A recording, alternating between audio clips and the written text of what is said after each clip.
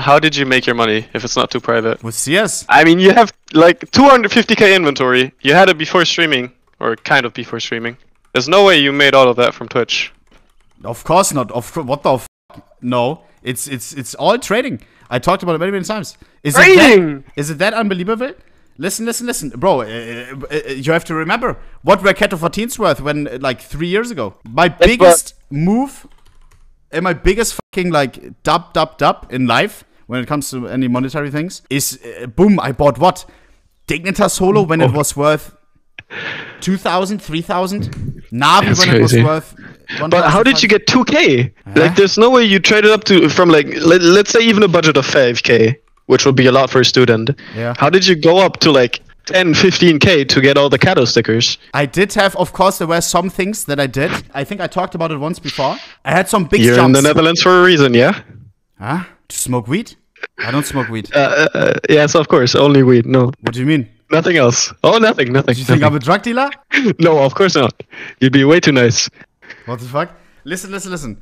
I did make some videos about it as well, no? Or I talked about it. It's actually, I guess, a good question. I didn't know that people actually wondered about it. I think in total into the game, I did put after Ecuador a lot in. I mean, now it's more because like over the past years, but let's go 1 year back before I bought more skins because I had now like more money with Twitch and everything. 30,000 total. And yeah, making a 10x in CS with consistent trades. Bro, I know live CSGO. All I did after high school was check for trades that I could do, check for, you know, it was all that I fucking did. Look at my fucking Reddit history. I did, like, there's a limit of posting, I think, 3 threads a day on Global Offensive Trade. And every single day I fucking made my post, I always readjusted it with new prices. I was fucking no laughing. Making a 10x is not that crazy.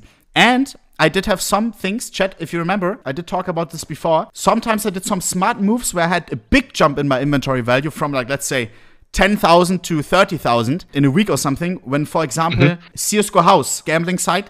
I'm not a DJ gambler. I've never been. What I did was always try to get an edge over, not the house, but over other players. For example, I talked about this before. On CSGO House, there were not tic-tac-toe. There was Schere, Stein, Papier, rock, paper, scissors. And what I did, I talked about this before, I had a notepad and typed down every single name that played on the site that I played against, and then took down their behavior, you know? And you play against people that are maybe young, that are maybe drunk, just placing a bet, and they think like, oh yeah, it's 50-50. I'm playing against a human. No, it's not. Brother, you took yesterday first move scissors, and now you're taking scissors first move again. You lose your first round against my rock, boom, and it's exactly the same. You write down patterns, like people's behavior, boom. And that way, I think my win rate was probably like 65% or some shit. And that was just farming until CSGO House, I think, just didn't have rock, paper, scissors anymore, or shut down or something. I can't remember. Another big one was CSGO Double. We all know the site, no? It's like CS Money, but with no fees. So you could basically put your skins in for coins, and then you take out skins with the coins.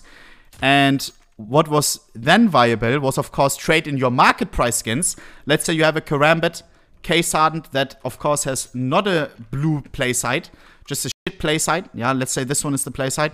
You traded it in for market price, and they didn't overvalue stickers. They didn't overvalue blue gems. It was a gambling site, you know? It was just them valuing skins at liquids. And there's degen gamblers who put in things that are worth a lot more than market price. Like, sometimes it was small things like a Bayonet Phase 4 traded in for Bayonet Phase 2. Pink Galaxies were worth much more back in the day. Sometimes it was Keto 14's guns or something, just a 1x.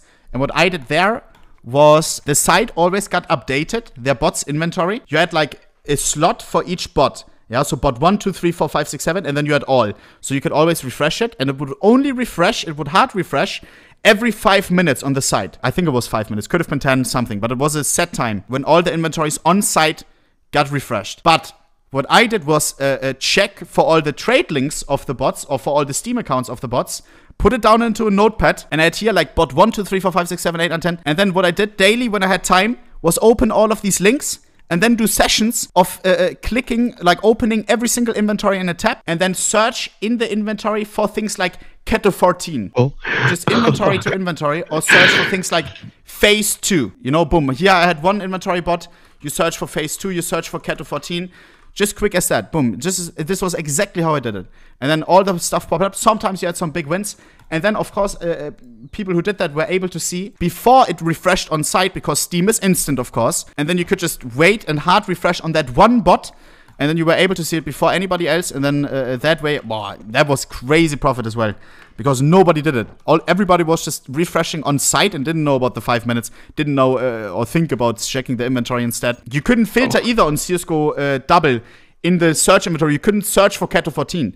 So searching on Steam for Cato 14 and then seeing which of the guns has the Cato 14 on it, you know, it didn't even have it in their interface to show the stickers or anything. But yeah, like I didn't start with much. It's basically CS. CS was always what I did, what I invested all of my time into, all of my time. And bro, holy shit. If you break it down, my average wage on CS would be fucking nothing. Like it doesn't, like up to, what am I, like I had 300k.